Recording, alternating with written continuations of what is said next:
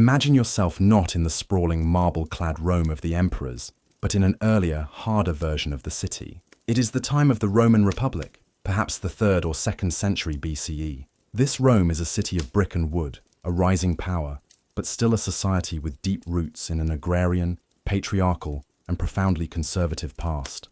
The laws that govern your life are not the sophisticated legal codes of later centuries. They are ancient, severe, and deeply tied to tradition and social status. If you enjoy these journeys into the past, I'd really appreciate a quick like or even a subscribe. It helps our small community of quiet history lovers grow more than you know. I'm always curious where you all are listening from, so feel free to drop a comment with your location and what time it is there. It's fascinating to see our global community connecting through these stories. Now, dim the lights, maybe turn on a fan for that soft background hum, and let's ease into tonight's journey together. Now imagine that your luck has run out. Perhaps you are a farmer, your crops having failed, and in a moment of desperation you stole a sack of grain from your neighbor's storeroom. Or perhaps you are an artisan, and in a heated dispute over a debt, you spoke a false oath, a grave offense in this deeply religious society. Or perhaps, and most perilously, you are an enslaved person, and you have made the desperate choice to run away, to seek a freedom that the law does not recognize. You have been caught, and now you must face Roman justice. Your modern understanding of law, of innocence until proven guilty, of rights, of proportionate punishment, is a world away. You are about to enter a system where your fate is determined not just by your crime, but by who you are. Your journey begins not in a police station, but with an act of public apprehension. You are seized by the aggrieved party, or by officials known as lictors, the attendants of a magistrate. You are dragged through the streets, a public spectacle, your guilt already presumed by the crowd that gathers to watch. There are no Miranda rights read to you, no call to a lawyer. Your first experience of Republican justice is one of public shame, a deliberate and powerful tool used by the state to reinforce social order. Your case would be heard by a magistrate, a praetor perhaps, seated on a tribunal in an open public space like the Forum. The trial, if it can be called that, is a swift and often chaotic affair. Witnesses are called, accusations are shouted, evidence might be presented, but the proceedings are heavily influenced by the character and status of both the accuser and the accused. As a commoner, a plebeian, your word carries far less weight than that of a wealthy landowner. If you are a slave, you have no legal standing at all. You are property, an object. In fact, if your testimony as a slave is required in a case, it is only considered valid if it is extracted under torture. The Romans believed, with a chilling pragmatism, that a slave would only tell the truth if the pain of the interrogation outweighed their loyalty or fear of their master. Let us say your guilt is established. The magistrate delivers his verdict. The punishment will be determined by a set of laws that are both ancient and brutally direct, the foundation of all Roman law, the 12 Tables. This code, memorized by schoolboys for centuries, was first written down in the 5th century BCE, and its principles still held immense power. It is a code that reflects the concerns of a small agricultural society. It is concerned with property, with boundaries, with debts, and with maintaining the absolute authority of the paterfamilias, the male head of the household. If you are convicted of petty theft, as in the case of the stolen grain, the punishment is a fine, often double the value of the goods stolen. But what if you cannot pay? Then the situation becomes far more dire. The law of the 12 Tables was notoriously harsh on debtors. An unpaid debtor could be held in bondage by their creditor for 60 days. They would be brought to the market on 3 successive market days, and the amount of their debt would be publicly proclaimed, a ritual of profound humiliation designed to pressure family and friends into paying. If, after 60 days, the debt was still not settled, the law was terrifyingly clear. The creditor had the right to sell the debtor into slavery across the Tiber, outside the city of Rome, or, in the most extreme and likely rare cases, the law stated that the creditors could cut the debtor's body into pieces. While historians debate whether this was ever literally carried out, its presence in the legal code speaks to the absolute sanctity of a debt in the Roman mind. But perhaps your crime was more severe. Perjury, the swearing of a false oath, was an offense not just against a person, but against the gods themselves. It threatened the very fabric of the social and religious order. The punishment for this was correspondingly dramatic and symbolic. You would be taken to the Tarpeian Rock, a steep cliff on the southern side of the Capitoline Hill. You would be led to the edge, and in front of a crowd gathered below, you would be thrown from the cliff to your death. This form of execution was reserved for the most heinous traitors and offenders against the state's sacred trust. It was a public cleansing, a violent casting out of the one who had broken faith with the community and its gods. The tools of republican punishment were as direct and brutal as its laws. The most common instrument of physical discipline was flogging, or verberatio. This was not a light caning. The tool used was often a whip or a rod, and the blows were delivered with force. It was a punishment designed to inflict both pain and humiliation. But here again, status was everything. A Roman citizen, under normal circumstances, had the right of provocatio, the right to appeal a magistrate's sentence of corporal punishment to the assembly of the people. This was a cherished right, a key marker of citizenship. But if you were a non-citizen, a foreigner, or a slave, you had no such protection. You could be flogged at the magistrate's discretion. For a slave who had attempted to run away, the punishments were designed to mark them for life, both physically and socially. Upon recapture, a runaway slave would almost certainly be severely flogged. They might also be forced to wear a metal collar, some of which have been found by archaeologists, bearing inscriptions like, "I have run away, seize me. When you have returned me to my master Zoninus, you will receive a reward." More often, they would be branded.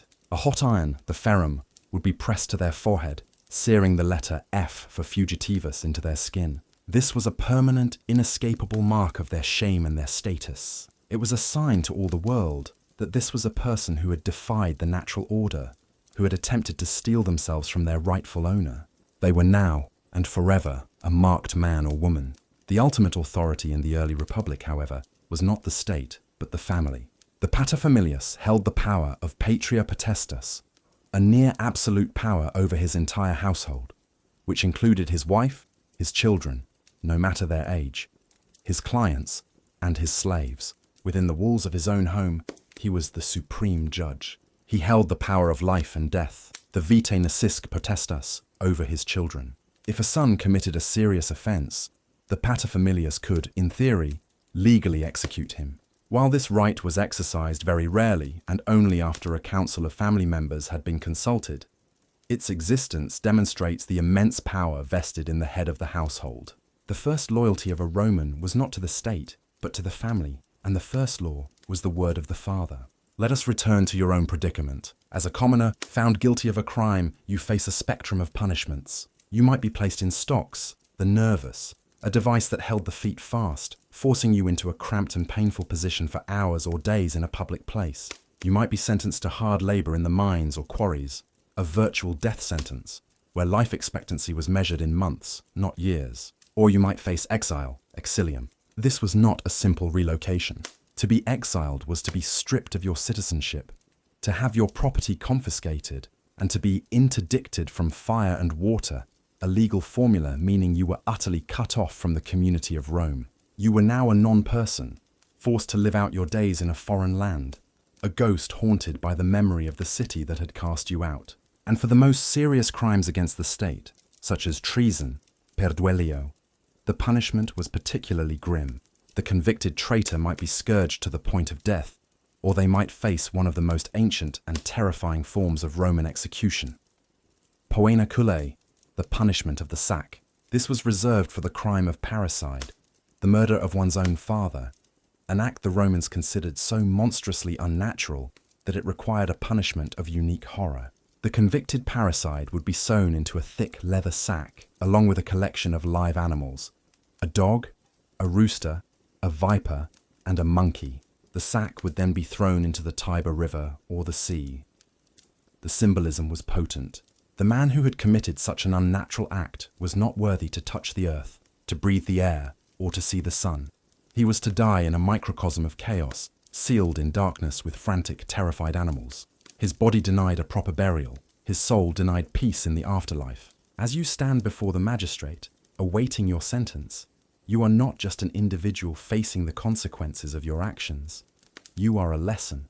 Your punishment is a public reaffirmation of the social order, of the power of the state, of the sanctity of property, and of the unshakable hierarchy of Roman society. Your pain, your shame, your death, these are not just about you. They are a warning to others. They are the brutal, necessary glue that holds the Republic together. Life here is governed by a clear and unforgiving calculus. Your rights are determined by your birth, your fate by your status. In this world, justice is not blind. It sees your station in life with perfect, terrifying clarity. And as a common man on the wrong side of the law, you would find that it offers very little in the way of mercy. Let us now step away from the harsh, summary justice meted out to the common man and into the heart of Roman political life, where the law was not just a tool for maintaining order, but a weapon to be wielded in the relentless struggle for power. We move forward in time to the late Republic, to the year 63 BCE, a year of crisis, conspiracy, and political theatre. The city is on edge. The aristocratic order is fraying, threatened by populist reformers, ambitious generals, and the simmering threat of civil unrest. In this charged atmosphere, a trial took place that was not truly about guilt or innocence, but about the very soul of the Republic. This is the story of the trial of Gaius Rabirius. Our subject, Gaius Rabirius, was an elderly senator, a man of no particular distinction. He had lived a long and largely unremarkable public life. He was not a great orator, nor a brilliant general. He was simply a member of the conservative faction of the Senate, the Optimates, who stood for the preservation of traditional aristocratic power. His name would have been forgotten by history were it not for a ghost from the past. Nearly 40 years earlier, in the year 100 BCE, Rome had been rocked by the political turmoil surrounding a populist tribune named Lucius Appuleius Saturninus. Saturninus had pushed a radical agenda of land reform and grain subsidies, and in the ensuing chaos, the Senate had taken a drastic, controversial step. They had passed the Senatus Consultum Ultimum, the final decree of the Senate, a form of martial law that urged the consuls to see to it that the state suffer no harm.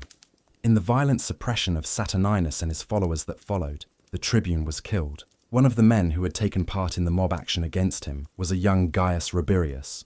Now, almost 4 decades later, this long-forgotten event was about to be resurrected.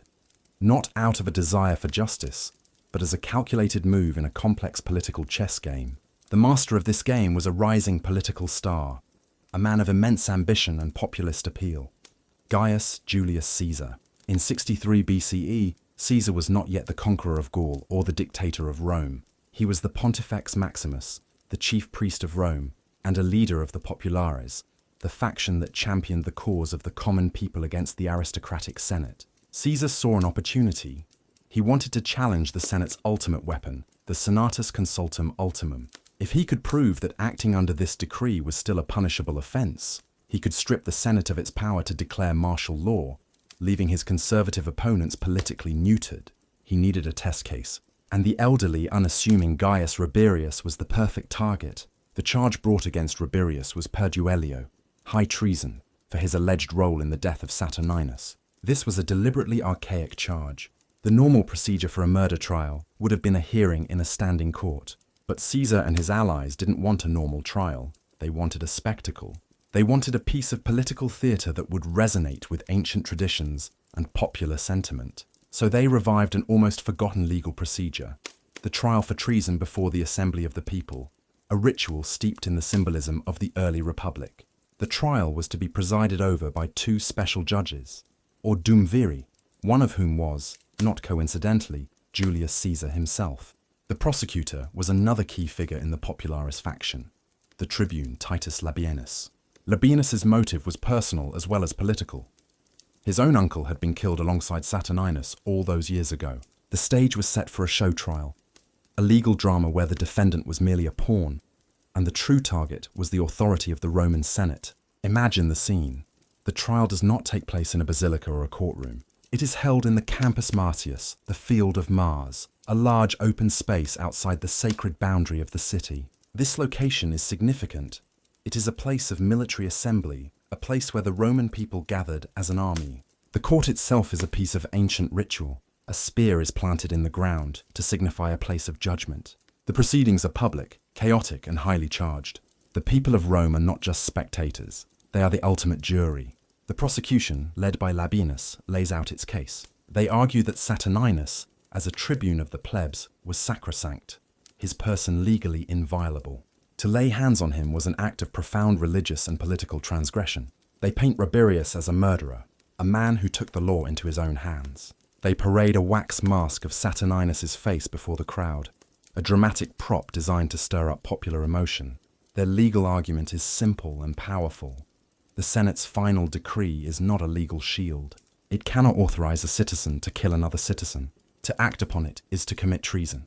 The defense of Rabirius is taken up by two of the greatest orators of the age, Quintus Hortensius and, more famously, Marcus Tullius Cicero. Cicero, who was consul in this very year, saw the trial for what it was, a direct assault on the Senate's power to defend the state. His speech in defense of Rabirius is a masterpiece of legal and political rhetoric. He does not waste time arguing the finer points of law. He goes straight to the heart of the matter. Cicero argues that Rabirius was not acting as a private citizen, but as a patriot, responding to the call of the consuls to defend the Republic from a dangerous revolutionary.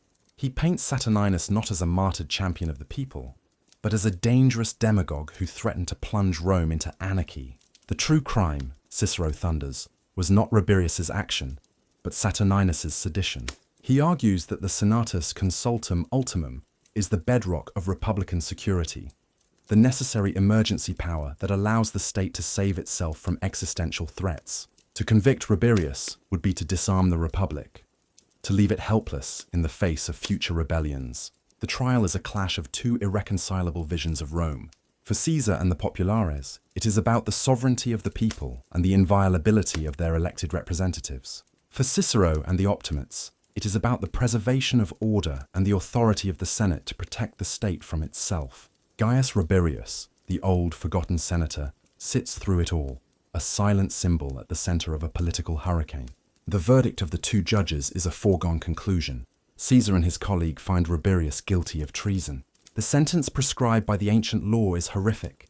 He is to be scourged and then crucified, a punishment of ultimate degradation.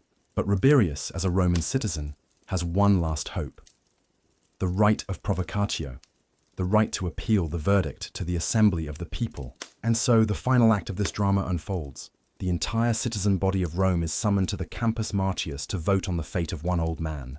But this is not a quiet, orderly vote. It is a mass political rally. The supporters of Caesar and the supporters of Cicero are out in force, shouting slogans, trying to sway the undecided. The tension is immense. The fate of Rabirius hangs in the balance, and with it, the future of the Senate's emergency powers. The people begin to vote, casting their pebbles or wax tablets into the urns. The outcome is uncertain, but then something extraordinary happens. A moment of pure Roman theatre that brings the trial to a screeching halt. A flag, the red military flag that had been flying from the Janiculum Hill, the highest point in Rome, is suddenly lowered. This was not a random act. It was an ancient tradition, a relic from a time when Rome was a small city-state constantly under threat from its neighbors. During any public assembly held in the Campus Martius, a military flag was raised on the Janiculum Hill, and a sentry was posted to watch for any sign of an approaching enemy army. If the sentry saw a threat, he would lower the flag. This was the signal that the city was under attack, and all public business, including trials and assemblies, must immediately cease. All able-bodied men were to grab their weapons and rush to defend the walls. By 63 BCE, this tradition was a quaint anachronism. Rome was the master of Italy. No enemy army was about to appear on the Janiculum Hill. But the tradition, the law, was still on the books. And it was this ancient loophole that the senatorial faction used to save Rabirius. The praetor in charge of the assembly, a man named Quintus Metellus Sila, seeing that the vote was likely going against Rabirius, secretly ordered the sentry to lower the flag. The effect was instantaneous. The moment the flag came down, the assembly was legally dissolved. The trial was over, the verdict was void. Gaius Rabirius was saved, not by the force of Cicero's rhetoric or the justice of his cause, but by a clever, cynical manipulation of an ancient ritual. Caesar had been outmaneuvered. He had made his political point, but he had failed to secure a conviction. The power of the Senatus Consultum Ultimum remained, for the time being, intact. The trial of Gaius Rabirius faded into the history books, a curious footnote in the dying days of the Roman Republic. Rabirius himself lived out the rest of his days in quiet obscurity, his brief, terrifying moment on the public stage over. But the story of his trial offers us a profound insight into the nature of Roman law and politics. It shows us a system where legal procedures were not just tools for determining guilt, but weapons in a constant, high-stakes struggle for power. It reveals a world where political theatre, ancient ritual, and public spectacle were as important as legal precedent, And it reminds us that even in a society that gave the world its foundational concepts of law, justice was often a secondary concern to the raw, ruthless, and unending game of politics. The trial was never really about the fate of one old man. It was about the fate of Rome itself, and in the end, it was not justice that prevailed, but a clever trick, a final, cynical flourish in a system that was slowly, but surely, collapsing under the weight of its own ambitions. Let us now leave the open, chaotic stage of the public trial and descend into one of the most hidden, feared, and misunderstood spaces in the Roman world. We are going to a place that was not meant to be a long-term home, but a final, terrifying waiting room. We are exploring the reality of Roman prisons. To our modern minds, the concept of a prison is inextricably linked with punishment. A person is convicted of a crime, and their sentence is a period of incarceration, a loss of liberty for a set number of years. This idea, however, would have been utterly alien to a Roman. The Romans, for all their sophisticated legal structures, did not generally believe in imprisonment as a form of punishment in itself. To them, it was an inefficient and expensive way to deal with criminals. Why feed and house a man for years when his guilt could be expiated more directly through a fine, through exile, or through execution? Roman prisons, or carceres, therefore served a very different purpose. They were primarily places of temporary detention. A person would be held in a carcer while awaiting trial, or more often, after they had been condemned and were awaiting the carrying out of their sentence. It was a place of holding, an antechamber to the final judgment, whether that judgment was a payment, a journey into exile, or a walk to the executioner's block. For the vast majority of those who entered its doors, a Roman prison was the last place they would ever know. The most famous, or rather infamous, of these places is the Mamertine prison, or the Tullianum, which still exists today, tucked away near the Roman Forum. To visit it is to step into a world of profound darkness and despair. It is not a large complex. It is a small, brutal, and brutally effective structure. The prison consists of two main parts. The upper chamber is a trapezoidal room, built of large stone blocks. This was the main holding area, a place of confinement, but not of extreme horror. The true terror of the Mamertine lay beneath this room, in a lower, beehive-shaped chamber called the Tullianum. This lower cell was originally a cistern, a place for holding water. It was accessible only through a single hole in the floor of the chamber above. There were no stairs. A prisoner would be lowered down through this hole, or simply thrown into the absolute darkness below. The chamber was small, cold, and damp. The floor was often covered in filth and water. There was no light, no sanitation, no comfort of any kind. This was not just a cell, it was a man-made cave, a tomb for the living. It was here that the most important enemies of the Roman state were held before their final moments. The list of those said to have been imprisoned in the Tullianum is a roll call of Roman history. Jugurtha, the defeated king of Numidia, was thrown in here to starve to death. Vercingetorix, the great Gallic chieftain who united the tribes against Caesar, was held here for 6 years before being paraded in Caesar's triumph and then ritually strangled. Even allies of Rome who fell from grace, like the king of Pontus, met their end in this dark place. It was the final, humiliating destination for those who had dared to defy the power of Rome.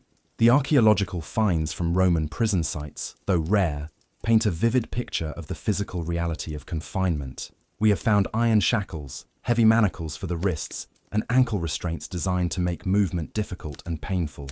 These were not just for security. They were part of the punishment, a constant, heavy, physical reminder of the prisoner's loss of freedom. We find iron collars, sometimes with long chains attached, used to link prisoners together. Imagine the grim reality of being permanently chained to another person, another soul sharing your desperate fate, your every movement dictated by theirs. The graffiti scratched into the walls of these cells by the doomed prisoners are among the most poignant finds. They are faint whispers from a world of despair. We see crudely drawn figures, the names of loved ones, desperate appeals to the gods, or simple defiant statements of existence. I was here. These small marks are a testament to the enduring human need to leave a trace, to assert one's identity in a system designed to erase it completely. The day-to-day reality for a prisoner would have been one of profound deprivation. Food and water would have been minimal, just enough to keep the prisoner alive until their appointed time. The darkness would have been absolute. broken only when a guard lowered a torch to bring a meager ration. The silence would have been punctuated by the sounds of other prisoners, the drip of water, the scuttling of rats, and the distant muffled sounds of the vibrant city above. A world to which they would never return. For most, this state of limbo was short. Justice, in its final brutal form, was swift. But what happened if it wasn't? What if a prisoner was forgotten, or their case delayed indefinitely? The Roman legal system, for all its structure, could be slow and inefficient. A prisoner could languish in these conditions for months, even years, as was the case with Vercingetorix. This prolonged confinement was not the sentence. It was a consequence of bureaucratic inertia, a form of passive, unintentional torture. The mental and physical toll of living in such conditions, the sensory deprivation, the malnutrition, the constant damp and cold, the gnawing uncertainty, is hard for us to comprehend. It was a slow living death. The administration of these prisons was often outsourced. The state would contract out the job of guarding and feeding the prisoners to private individuals. This created a system ripe for corruption. A prisoner with wealthy friends or family on the outside might be able to bribe the guards for better food, a blanket, or even a lamp. A poor, friendless prisoner, on the other hand, would be at the complete mercy of their jailers, who had little incentive to treat them with any humanity. Their meager rations might be stolen, their conditions made even more unbearable. The prison was a microcosm of Roman society, a place where wealth and connections could buy a degree of comfort, even in the depths of despair, while the poor and unconnected were left to suffer and disappear. It is also important to remember that the state-run carceres were not the only places of confinement. A wealthy Roman nobleman had the legal right to imprison his own slaves in a private prison, or ergastulum, on his estate. These were often grim, subterranean barracks, where slaves who were rebellious or unproductive were held. They would be forced to work in chains during the day, often in the fields or the quarries, and then locked away in these squalid conditions at night. This was a system of private justice, a way for the master to maintain absolute control over his human property, far from the eyes of the state. The ergastulum represents the dark underbelly of the Roman agricultural economy, a hidden world of bondage and suffering that fueled the luxury of the elite. Our knowledge of Roman prisons is frustratingly incomplete. Because imprisonment was not a central part of their formal legal philosophy, Roman writers and legal scholars rarely discussed it in detail. They wrote at length about the laws, the trials, and the various forms of execution, but the practical, day-to-day reality of the prison itself was considered mundane, unworthy of serious comment. It was a place that existed in the background, a necessary but uninteresting part of the machinery of justice. What we are left with are the archaeological remains, the grim and silent stones of places like the Mamertine, and the scattered, often biased, accounts of those who passed through them.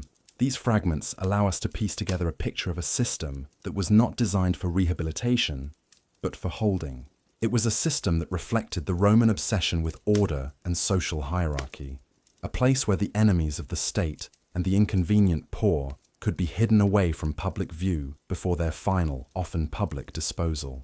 To step into the imagined space of a Roman prison is to step into a world of profound sensory and psychological deprivation. It is to feel the cold stone, to breathe the damp, stale air, to experience the crushing weight of absolute darkness and absolute hopelessness. It is a quiet, contemplative space that speaks volumes about the Roman attitude towards those who fell outside the bounds of their ordered society. It was the end of the line, a place where the law had spoken its final word, and all that was left was the slow, silent waiting for the inevitable end.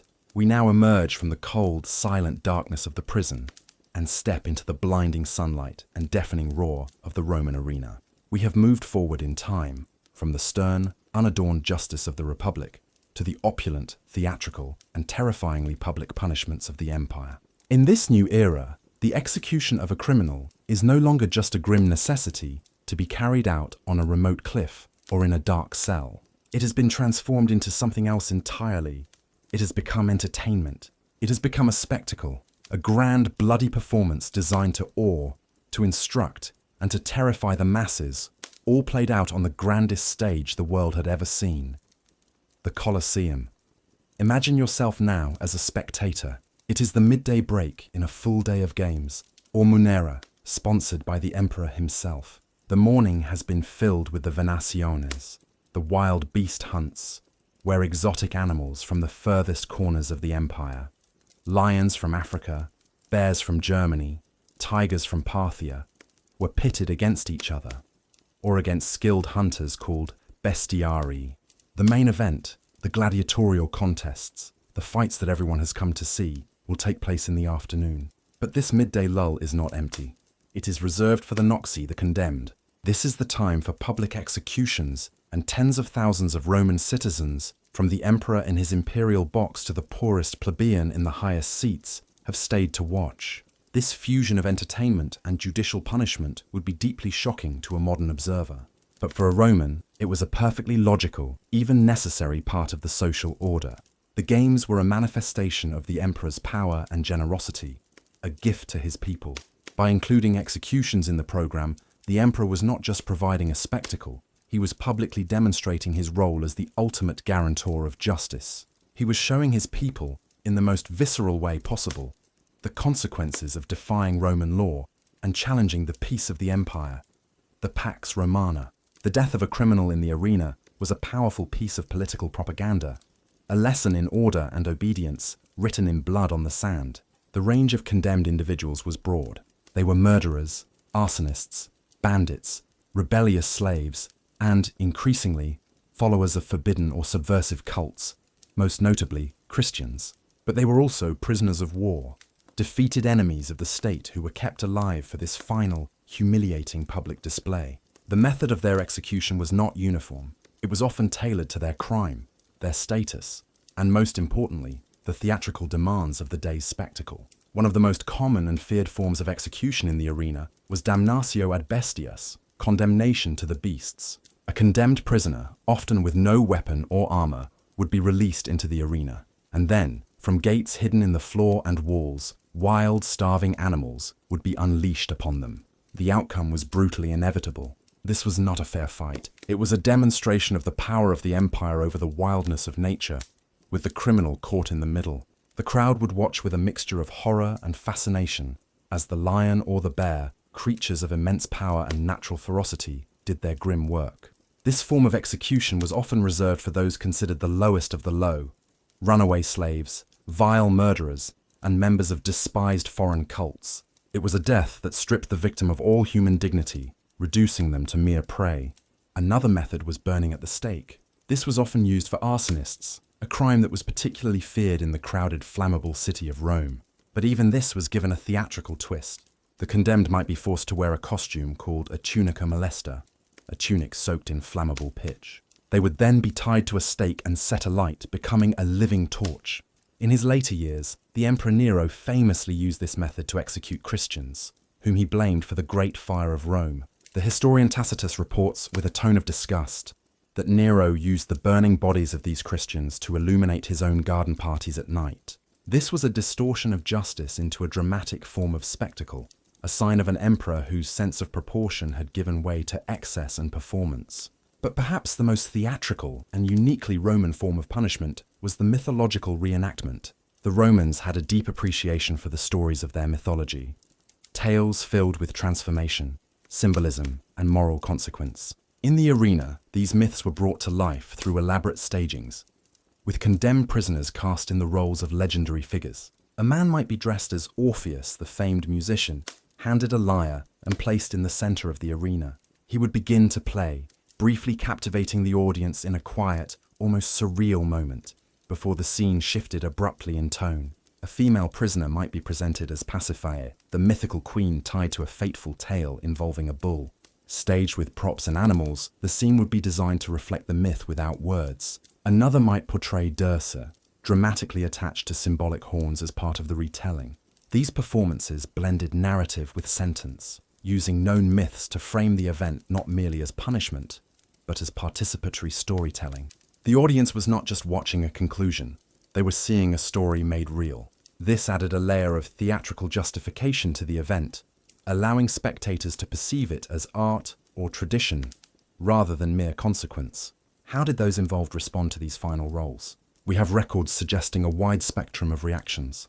Some individuals met their fate with calm acceptance, a philosophical stillness that aligned with Roman admiration for inner strength. Others showed fear and desperation, their emotions adding to the atmosphere of intensity. In rare accounts, some chose personal resistance, seeking to avoid the role entirely through various means. These last acts were seen as a form of personal agency, a final assertion of identity when choice seemed to have been taken away. The emperor played a key role in these events. From his seat in the imperial box, the pulvinar, he presided over the spectacle.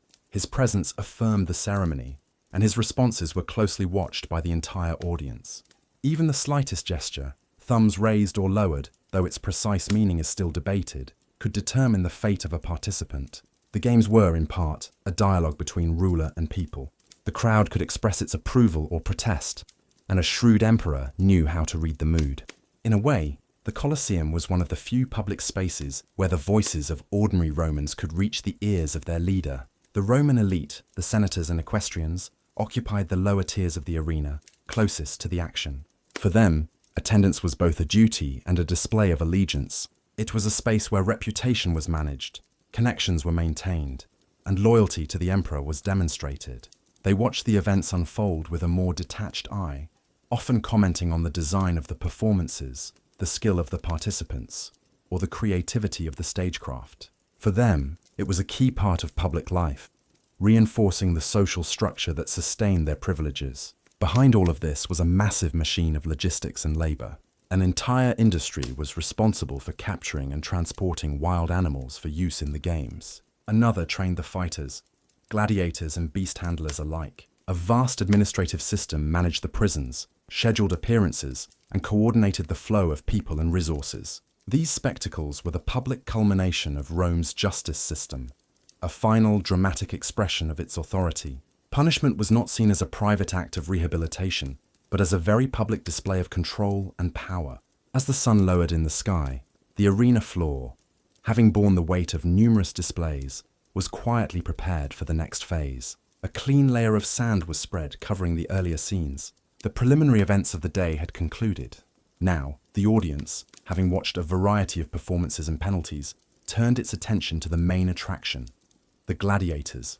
These were trained professionals, whose combat was part ritual, part sport, an event designed not only to entertain, but to reflect the strength, order, and theatrical grandeur of the Roman state. As the afternoon sun begins to lower in the sky, the sand of the arena, which has been soaked with the blood of animals and humans, is covered with a fresh, clean layer. The grim business of the midday executions is over. The stage is now set for the main event, the gladiators. The crowd, which had been watching the deaths of unarmed criminals, now settles in to watch the highly skilled, ritualized combat of trained professionals. The transition is seamless. Death, in its various forms, is the unifying theme of the day's entertainment. To imagine yourself in that crowd is to confront a profound moral and psychological gulf between our world and theirs. We see a society that could produce breathtaking works of art, profound philosophical treatises, and legal codes of immense sophistication, and yet a society that could also sit as a community and watch a human being be torn apart by a lion as a form of light entertainment. There is no easy way to reconcile these two realities. We can try to understand it in its context, as a form of social control, as a religious ritual, as a political spectacle, but we can never truly feel what it was like to be a part of that world.